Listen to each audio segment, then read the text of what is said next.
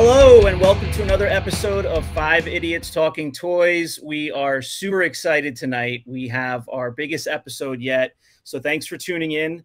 Please like this video, subscribe to our channel so that you can be notified of all future episodes, and you can watch our premiere every Sunday night at 9 p.m. Eastern Time, and you can chat live with other viewers. I'm going to throw it over to John Walden. John, we have a super special guest that we're very excited to have tonight. Tell us all about it. Absolutely. We are excited that someone very special has joined us tonight to talk about his influence on the Star Wars collecting community. It is the original designer of the Star Wars Kenner line is Mr. Jim Swearingen. Jim, how are you doing tonight? I'm great. How's everybody doing? Very good. Hey, Jim. How you doing? Yeah, I just watched Rogue One and A New Hope yesterday. It was on TV back to back, which is perfect. What did you think about Rogue One when it first came out, Jim? Because I have a lot of thoughts about Rogue One. What did you think when it first came out, tying into that storyline that you were so familiar with, 40 years ago? Well, I tell people I love them all, some more than others, but the good thing the best part of it was they managed to tie you, kind of explain A New Hope where it started. So it was like providing that link for people that didn't know any background. You could actually see it. So it was kind of the only thing about it that it's like it was a little bit like repeating A New Hope again. Boy meets girl, girl blows something up. It's like it's a little like A New Hope, because you meet the girl first, and then she meets somebody, and and they blow something up. So, but that's part of the magic of all that stuff. But I like the being able to see where the plans came from. So that was kind of cool. And seeing them back I haven't seen all of them in exactly the right chronology, but seeing those two back to back was kind of like, oh, there ties things together. So. The little bit of the repeat of those themes that you mentioned in the movie is a perfect metaphor for the toy industry right now, right? You walk up and down the aisles and it's just filled with retro toys. I feel like half of the toys you see there are really geared towards, us adults and parents to buy for our kids. It's a lot of repeating, right? Absolutely.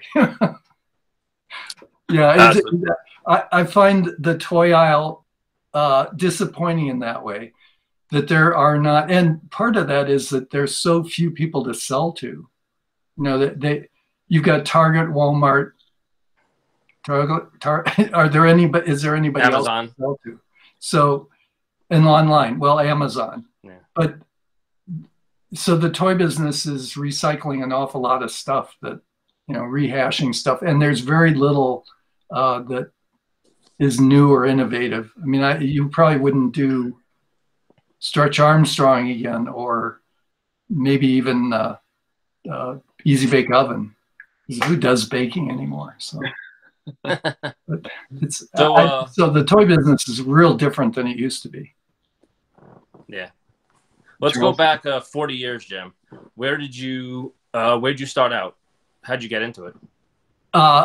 Okay, going way back. When I was in high school, I was an arts kid.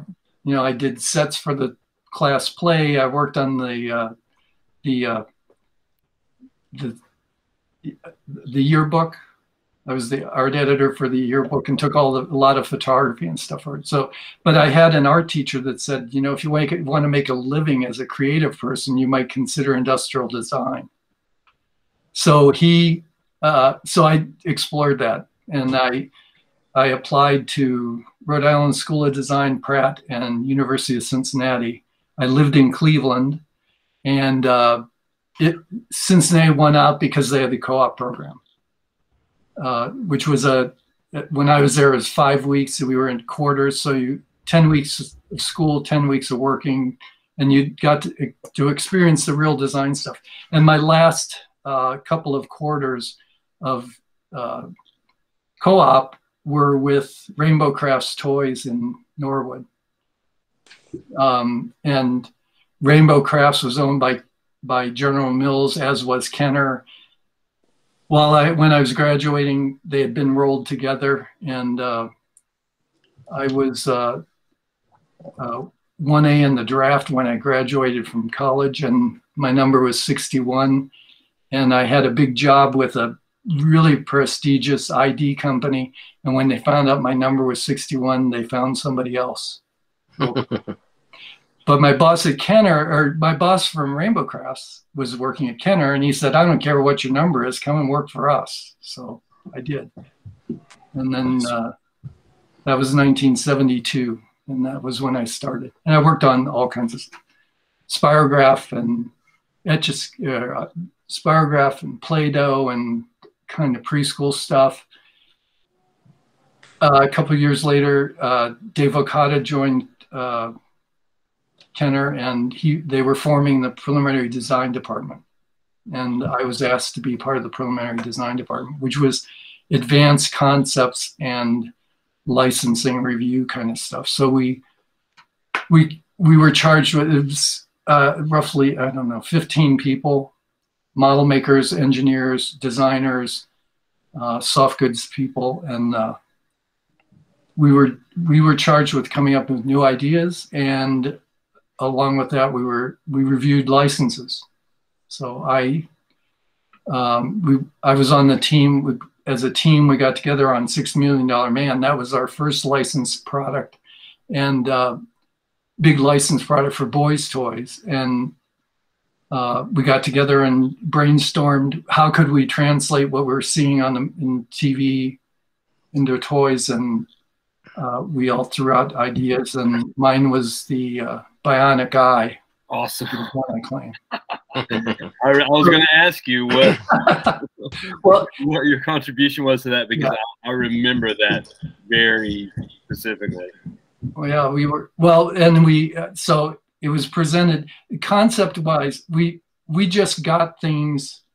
You'd mock something up, then we'd get a rough cost, break it down cost-wise.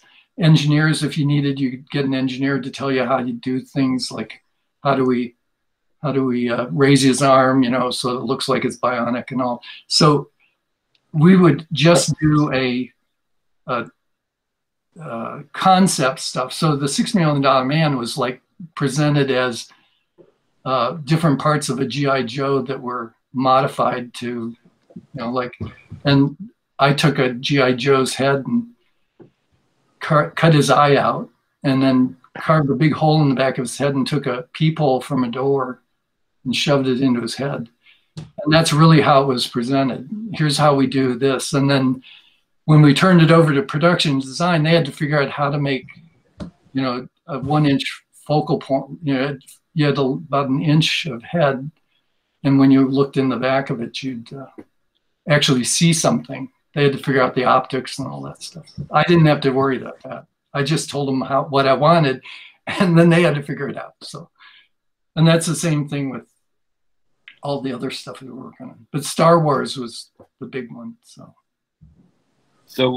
when you got the news about Star Wars, what did you think when they said there's this big space epic that someone has filmed, and we're thinking about doing a toy line for that? Well, I was predestined, because 1971, I saw THX 1138, which was George's first science fiction movie, or post-apocalypse movie. I saw it when I was in college in 71. So I already knew George Lucas, kind of like, okay, I know George Lucas's work. Then he did American Graffiti, and he was now in the big time, he won some Academy Awards and stuff. And then November of 76, I was a Star Wars, I was a science fiction fan. So I read Starlog magazine. It came out in August of 76. in November, the second issue in November, there's a 4-paragraph write-up about Star Wars and Lucas doing the thing with 20th Century Fox. So I kind of knew about it. It's in the back of your brain. You read, oh, Lucas is doing science fiction. That's pretty cool. And then I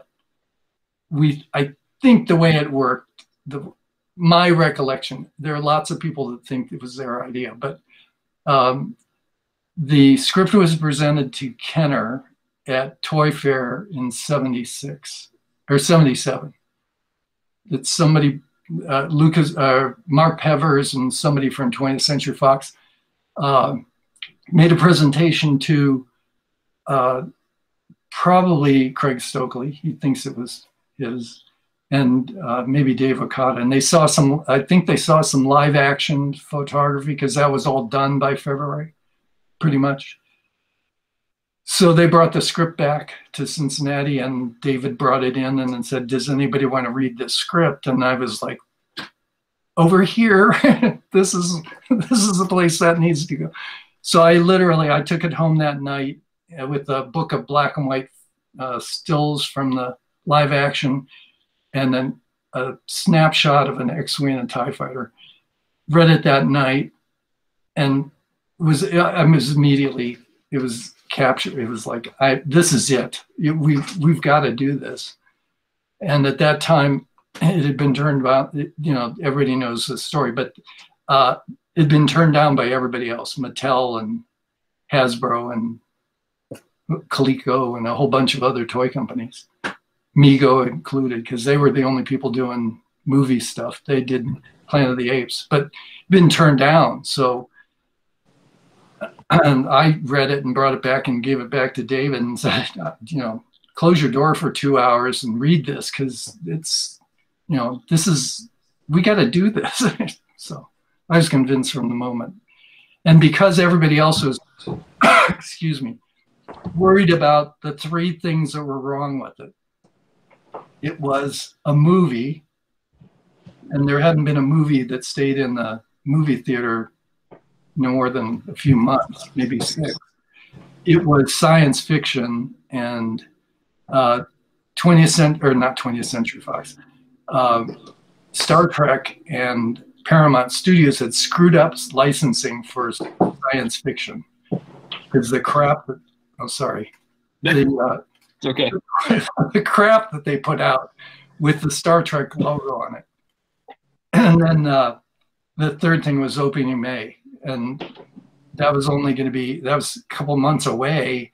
And in the toy business, it took a year to get to production. It was just 50, if you wrote a schedule, it was 52 weeks if there was plastic involved. Mm-hmm. And so we wouldn't have product out until, even if the night I read the script, we had started the production for the thing, we wouldn't have product until February of '78. So it had doomed it with all the other toy companies because nobody thought they could hold out that long. And so we kept presenting it. We were convinced. The marketing people were like, well, it's kind of, it's fun and stuff, but look what's wrong with it. So we kept going, and luckily Bernie Loomis, who ran the company at the time, was smart enough to know that if the creative people think it's something, maybe we should let them go and do it. And since preliminary design didn't have to really worry about the profit line until much later, let's let them show us, so we kept showing stuff. I did first drawings and then renderings and stuff of the original stuff, the 12 figure or 11 figures. I didn't have 12, and X-Wings and stuff. We did lots of boards and stuff. So they let us have our way with it. We kept coming back, and they, yeah, but but it's, we can't have product till '78, and it's going to be in the movie and in the theater. So the countdown was on. It's like, it's another week, shorter that it's going to be. So we just we said, well, okay, well, we'll keep doing it. David and I made the first presentation to 20th Century Fox to convince them that we might do it. This little Midwest company. We did that in April. And, so Jim, was it just all hands on deck, you know, for the pitch? I mean, I'm a graphic designer myself. I know what it's like to just get pulled out of your daily routine, and it's just, you know, hours on end, get a pitch ready. Let's see if we can hook this client. Is basically what it came down to, I would assume. Initially, no. Okay. Initially, it was just me and a couple other people working on stuff because it was more convincing. There was more convincing to do. So for the first, until my first trip is in April, we made a presentation in March of boards, basically graphic boards. You know, we had a board of X-Wing and TIE Fighter, and the wings popped off the board, and the X-Wing we designed it so that you could manipulate the board so that the wings open and stuff. And by then, I don't know whether I may have already mocked up the first 11 figures, the ones that I used these guys with. Where's my camera? This is Darth Vader, where he became a bad guy. And this is Princess Leia. She was in hers. So, but we made the first, Dave and I were the only ones that went out to California and made the first pitch to 20th Century Fox. So I got to meet Alan Ladd and Mark Pevers and those guys first. And then, so we kept going. And the marketing people were talking to the marketing people at Lucas and 20th Century Fox, but nothing had been put on paper yet. And then April 4th was, I think it's April 4th, was my trip to ILM, where I got to see stuff. I got to see an X-Wing and TIE Fighter and the Millennium Falcon and the Death Star. That was all done. Excuse me for 1 second. Okay. A message popped up on my computer. But so the gears were turning though when you got the script, weren't they? I bet you were up. The gears were turning when you got the script. Oh yeah, yeah. And it was easy enough. Dave saw the same value, and my boss was a guy named Don England.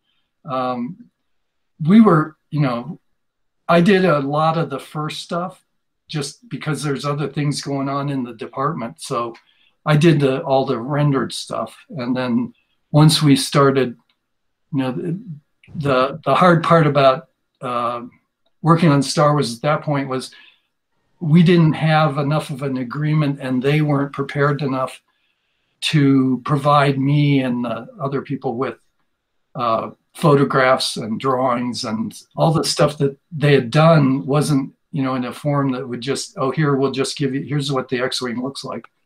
So the first stuff was done without any help from Lucas, or much help from Lucasfilm.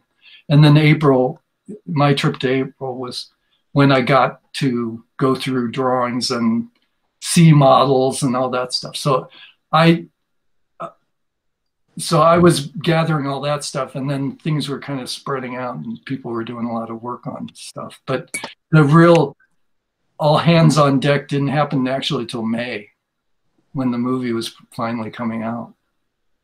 Because it was now, Jim, I got a question for you. Who chose those 11 figures that came out in the beginning? Me. Why did you choose those? I had better pictures of them. It's really simple. No,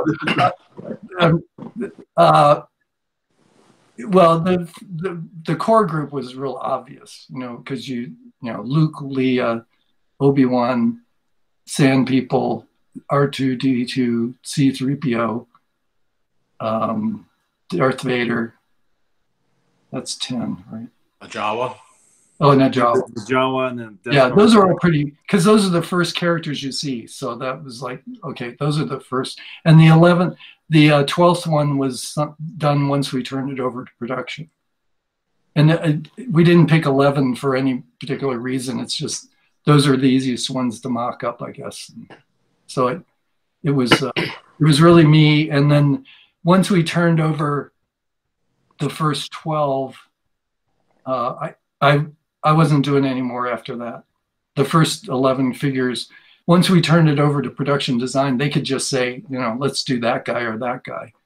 And they didn't need preliminary design to do that for until Boba Fett. Okay, so I've got a question about the mythology. Was that really Dave Okada's sock? A toe, like toe cut out of Dave Okada's sock for the Jawa cape? Yes, it was his sock. It started as the character started out as a swimmer. It was a boy from a picnic group or something. It was actually built on adventure people. So, but yes, it's his sock. He took it upon himself to sew the sock. So why did you guys choose the adventure people to mock up? I mean, was that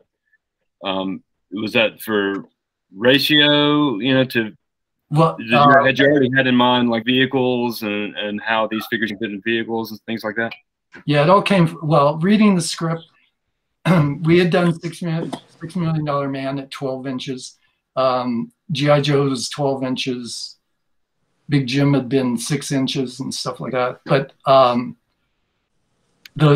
when you read the script, when I read the script, what do I want to do with my what do I want to do with this? Is at the time I was 27, I'd go back and think, you know, I'm a 7-year-old. What do I, you know, I see this adventure. What do I want to do?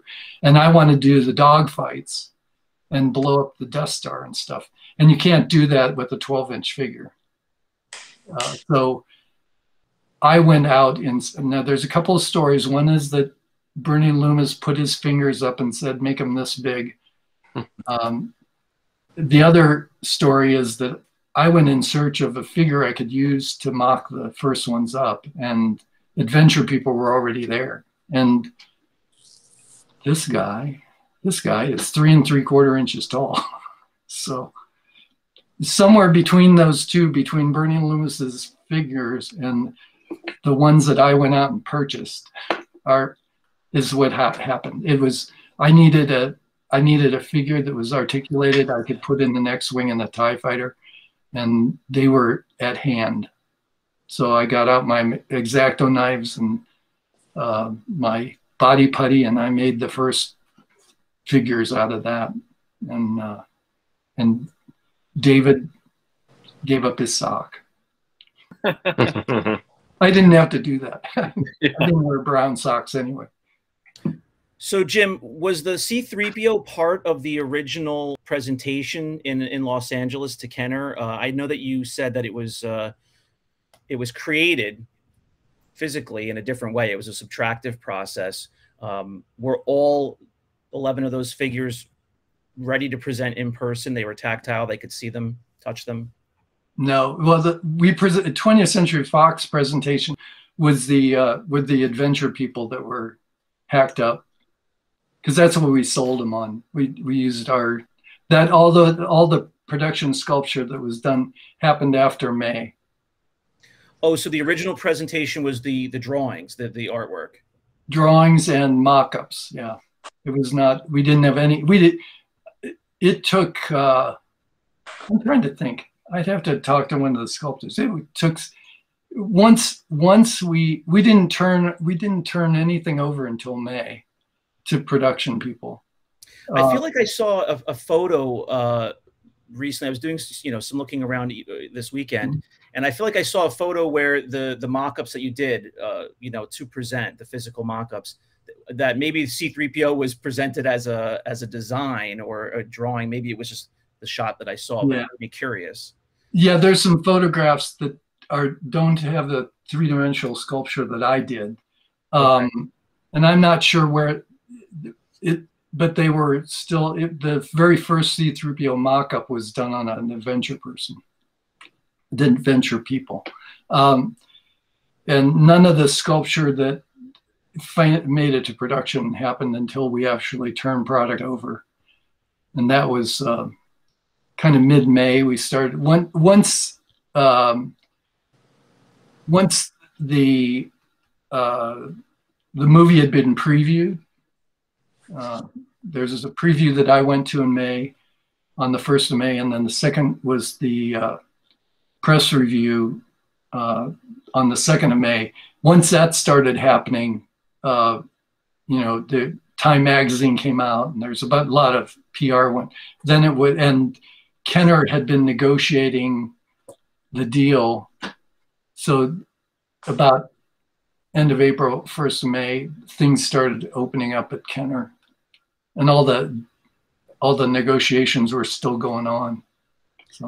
So I have a follow-up question about that, because it sounds like the time frame obviously was one of the big major issues with the other toy companies who passed, and understandably so. There was already a blueprint, so to speak, of how things can be designed and produced and what was realistic in terms of timelines.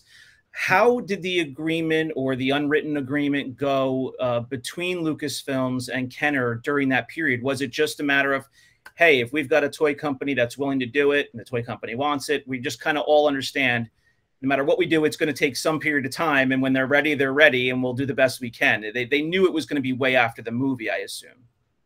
Oh, yeah. Well, yeah, everybody knew. The negotiations were all done by marketing and our lawyer, Jim Kipling. So they were taking the leap of faith in April, May, that we were going to go ahead and do this because we were investing time and money into it. But the deal points and all that stuff hadn't been settled. So it was a matter of people, the lawyers, going together and saying, okay, well, how much are we going to pay for this, and what's up front, and what are the percentages?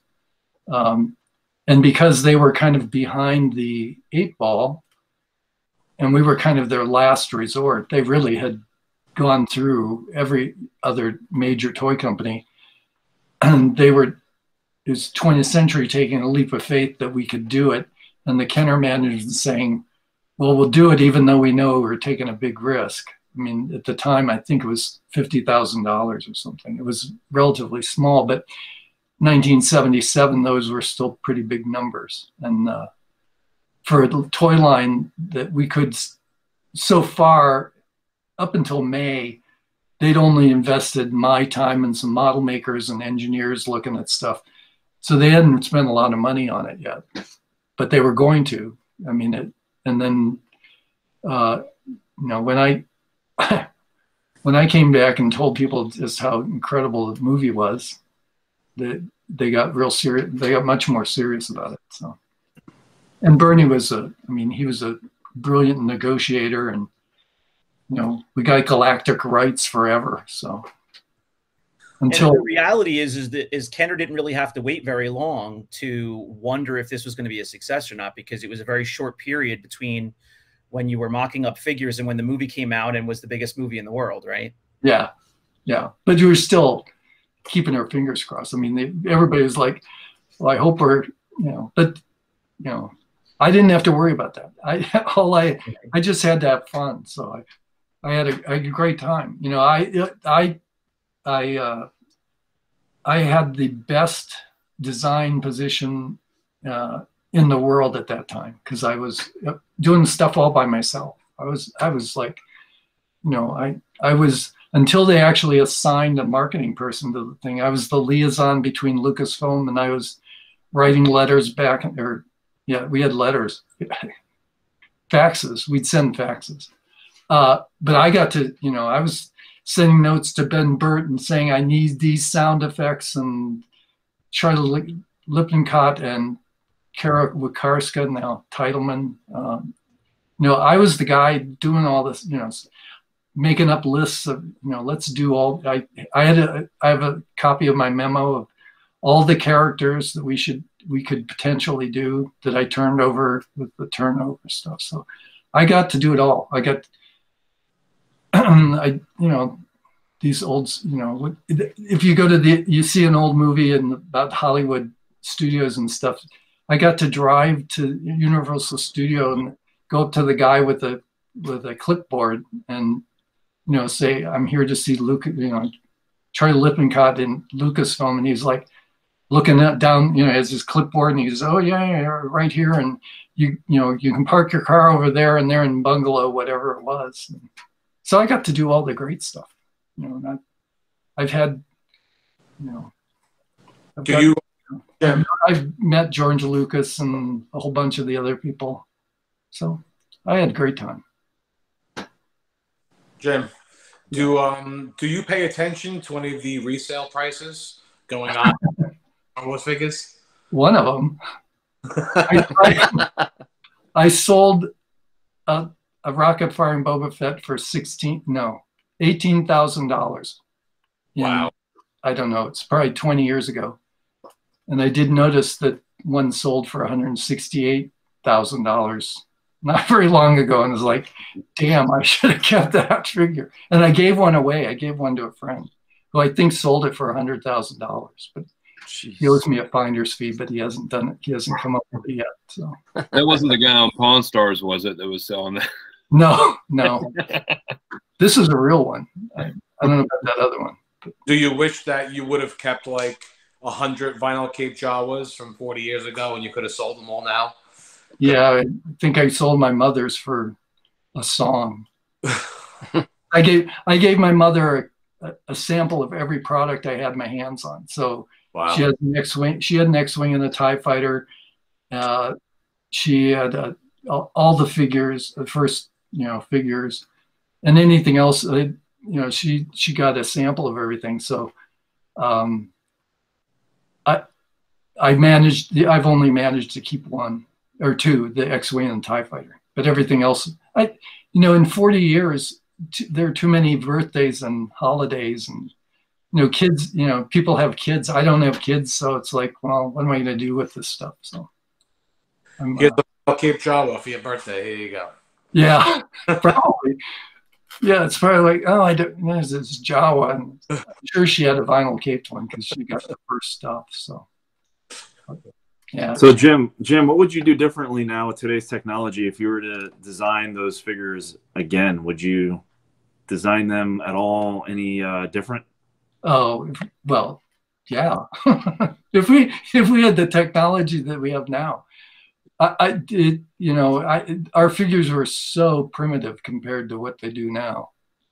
And if I had the price points they're allowed to have now, it's like, oh, we would joke when, we do a figure and there's, you count the paint operations. And every paint operation is, if you put it on the figure, it'd be a nickel, if you wanted eyebrows or, different color for the hair or something, it'd be a nickel. But if you got to the point where you look at the cost sheet and you say, well, you're a nickel over. And it's like, okay, well, we'll take out no more eyebrows. And the cost engineer will always come back and say, well, that saves you 3 cents. You got to do something else. And I was like, wait a minute. I put those on for a nickel and I only get 3 back. Fighting that kind of stuff now that the number, I hate to think how many paint operations are on some of the newer figures. I mean, they're just phenomenal. And the articulation, our stiff leg guys, it's a whole different ball game than back in '77. So I guess it's safe to say that Boba Fett was probably had the highest paint application or whatever at the time. Maybe I don't know. I'd have to count them. And you have to kind of balance that with C-3PO being vacuum metallized and then painted. It's nickels and dimes and stuff. But, I mean, they had quite a few, most of them on the front. So, but now, and when I did Boba Fett, I only got involved in Boba Fett because it was going to be a top secret thing, and preliminary design was not a public. You couldn't just come into the preliminary design department. We didn't have people wandering around, so they wanted it kept close. So they brought it into preliminary design. That's why I did that figure. They didn't really need me to do it, except that in preliminary design you had to actually you had to be let in. You wouldn't just wander in. Whereas production design area was pretty open. You still had to have badges and all that stuff, but you wouldn't, enough they didn't want, you know, a lot of people seeing Boba Fett right at the beginning. So after all the figures were out, what was your most and least favorite figure? Well, C3, I have a special heart. I think C3PO is probably my favorite. He and R2D2. Least favorite, Death Star Commander, because I had nothing to do with him. He came along way after. But you know, but I C3PO and R2D2. I think since they're the characters that have been in every movie since the beginning. Yeah. Are they in Mandalorian? I don't know. R2 is. R2. Yeah, I think so. Yeah, I seem to remember that. But they were in, you know, they were kind of a constant in everything. So, and I like the figure. I like the C3PO. And Jim, what's one figure that never made it into production that you wish you would have seen? Well, none of mine. It took a long time to get Tarkin done. You know, he would have been a better figure than the Death Star Commander. But and for whatever reason, that was a market. I can always blame that on marketing. Because they took the list of characters and they're the ones that picked the ones and said, let's do that. We need a 12th figure. Let's do that one. So I didn't have anything to do with those kind of decisions. That was all done after I turned everything over. Jim, was there any thought to what we now refer to as army building? You know, if it's a figure that's, you know, a no-name figure, a species or something where you can, or a stormtrooper, where you can buy, you know, 20 of them and you can recreate a scene, you know, as a kid playing with them. Was there any thought to the fact that you had a sand person, a stormtrooper, a Jawa, and that, you know, for the toy business, kids could buy, you know, 5 of each of those and really, you know, create a whole play set? Or was that just a happy coincidence? More of a happy coincidence. Although, you know, for a while I had a box full of stormtroopers because it really did make sense. We didn't have this facility to do different kinds of stormtroopers at the time. And at the time when we were doing it, when I was working on, there was only one kind of stormtrooper. But I mean, the army part of it, I mean, it was obviously you could collect lots of stormtroopers. Yeah, somehow that logic didn't make it into my house. I had so many of the figures, but I had one stormtrooper, and it's just like, okay, so I've got 17 good guys fighting one stormtrooper. Maybe it was the one that had actually a good shot, because most weren't. Yeah, had to be. More stormtroopers died. It's like, why did you clone all these guys if they can't shoot straight? Jim, I did have one question for you about lightsabers. I don't know how easily you'll be able to answer it, but 3 of the original action figures had lightsabers, you know, Darth Vader, Luke, and Obi-Wan, and they were hidden in the arms, which I'm assuming you planned that out so that it was like powering on a lightsaber for that action, for that motion. What can you tell us about what they at least now refer to as the double telescoping lightsaber, the lightsaber that actually had the inner part that extended? Did that came first, and then what was the reason moving over to it like a solid lightsaber? Was it just because it was too delicate, or what's the story there? The lightsabers that I turned over, again, this is because it's conceptual, is that my first models, if there's some photographs, I think in Engineering the Empire, there's some photographs of the first models that got turned over. My original lightsaber, because we were looking for a way to make a lightsaber come out of the hilt. And my first lightsaber, we took the heaviest monofilament fishing line we could find.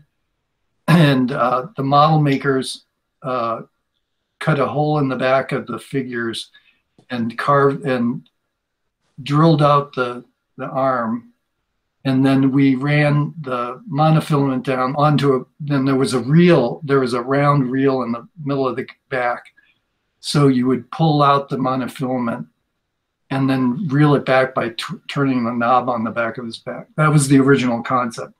When it got turned over, that was pretty, it was probably pretty quickly discarded as being way too complicated and too expensive. So the engineers in production design and the designers came up with the telescoping thing. Mm-hmm. And yeah, the first ones, I mean, the first production with the double telescoping thing was a little clunky, but it worked. You know, kids didn't really care much about it. And we were designing toys after all, not collectibles. And but in reliability, that little telescoping part would, you know, pretty easily, a kid just pulls it out, you know, first or second time, they probably pulled it out too hard and it came off. So that's when they froze it, you know. The doing the lightsaber with the step in it is all one piece was kind of really kind of clunky way to do it, but it was what they ended up with. So, and it wasn't my design, but my design wasn't very practical from a production standpoint to have a reel and monofilament and all that stuff. And plus monofilament, the way it's manufactured, it has a natural coil, you know, it spins around. When you pull it, when you're manufacturing it, it has a natural, and we couldn't find a material that had a memory, a straight memory, you know. So again, it was partially limited by the technology of the time. So, but the double telescoping was an interesting solution, but it wasn't very practical. Mm. And they didn't want to just have they wanted it to come out of the handle, so they're out of the hilt. So they didn't want to just put we could have more easily just had an extended lightsaber, and the kids probably would have liked that just as much. So aside from the figures and the X-wing and the TIE fighter, what other like stuff, accessories did you contribute to as far as the production design and stuff like that? And see, Brandon. Here's one. The trapdoor in the back of the dewback and the tauntaun. That was my invention. So it's like we had stiff-legged figures. Oh, who signed that? You signed it. There you go. We had stiff-legged figures, and we wanted them to ride the dewback. So that was where that came from. And I did the layout drawings for the first Death Star playset. Jim, I just have to interrupt and make sure you know that since we met you in person in April at the ICC con, John has been going around talking about for months how you stuck your finger in his trapdoor dewback, and he still has it, and it's his prized possession. And I still have it. Jim Swearingen, you know, he manhandled my dewback, and I'm never getting rid of it. I have it on video. I hope I didn't leave any DNA there. So. I need to see an autograph and DNA. I didn't even think about that. No, that's going to definitely. Well, I'm glad to do it. And I feel better about signing those than other things I've been asked to sign. So. Oh, do tell. What's the worst thing you've I don't want to say had to sign, but you've been asked to sign? Probably some knockoff stuff that I don't like to do, that kind of stuff. It's like acknowledging, I mean, that all the knockoff things that people have, but no. Do you feel comfortable turning that down or asking if they would mind, you sign something else, or is that just uncomfortable all around? Yeah, it's just uncomfortable. I think the only thing I've actually refused to sign, I was in Mexico City at a show there, and a fellow came up to my table and had a Lily Letty figure. I don't know what it was. And it was a little beat up and stuff. It was in the package, and it was a little beat up. And he wanted me to sign it. And I explained through my interpreter, I said, I can't sign this. I said, you need to take this to some of these, there were vendors there, and I said, you need to show this to some people here that know a lot about toy collecting and stuff, because there were some there. And I said, if I sign this, I'm afraid that I will devalue it for you because I would sign it. So I gave him an 8x10, but I wasn't going to sign his thing because it was a Lily Letty something. And I'm not a collector, but I do know that Lily Letty stuff is more valuable than some other things. Right, and to have one in the package and stuff, I said, you know, please go do some research before you ask me to sign it again. So I think that's one of the few things that I've actually said, sorry, I can't do that. I can't. All I have to do is sign it, and, you know, it's it's $1,000 figure, and I just signed it, and it's like, it's not worth anything. My conscience would be really, I'd be really unhappy with that happening. So. Jim, when I think back of my childhood, you know, I don't really think of the Star Wars movies itself. I really think about playing with the figures. Do you realize how much of an impact that has made on pretty much all kids' lives growing up? That's what I've heard. It's no, true. No, well, and I think that's amazing. I think I get the biggest kick out of a dad or grandfather with a son and maybe it's a son or a daughter, and then a granddaughter or grandson coming around the shows and stuff and talking to me. Because it's such a multi-generational thing, you know. That part of it is really it's really exciting for me to think that I had an influence on those people and that they had a lot of fun and they're having fun together as a family. So I get the biggest kick out of those people and meeting all the collectors.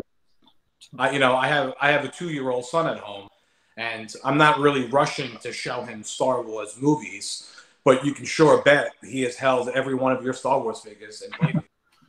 Not all the ones that are behind you, though. Not the ones behind me. He's not allowed in that room.